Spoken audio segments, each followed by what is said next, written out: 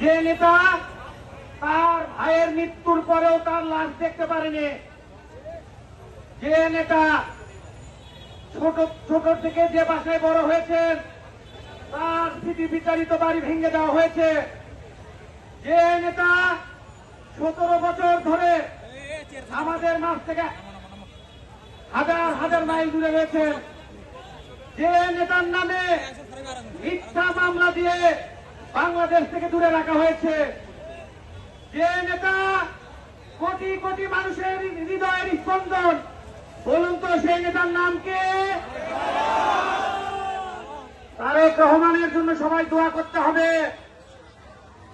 আগামী দিনে দেশ নায়ক তারেক রহমান যে দিক নির্দেশনা দিবেন, সেই দিক নেতার নির্দেশনা মোতাবেক আমাদের চলতে হবে। সংগ্রামী ভাইয়ের আমার, সম্প্রতি দেশ নায়ক তারেক রহমান বক্তব্য রেখেছেন, সেই বক্তব্য সবার শ্রবণ করতে হবে।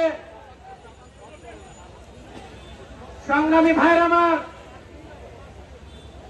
আমার যুব ভাইদেরকে একটি মেসেজ দিতে চাই।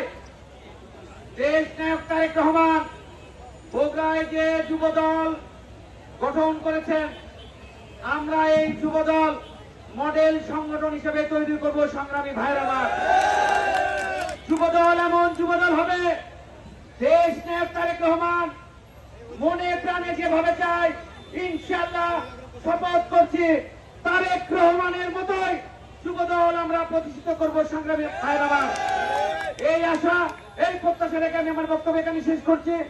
শহীদ জমরক দেশনেত্রী বেগম খালেদা জিয়া জিন্দাবাদ, আমার অভিভাবক আপনাদের অভিভাবক দেশ নায়ক তারেক রহমান জিন্দাবাদ, যুব দল জিন্দাবাদ। সবাইকে ধন্যবাদ।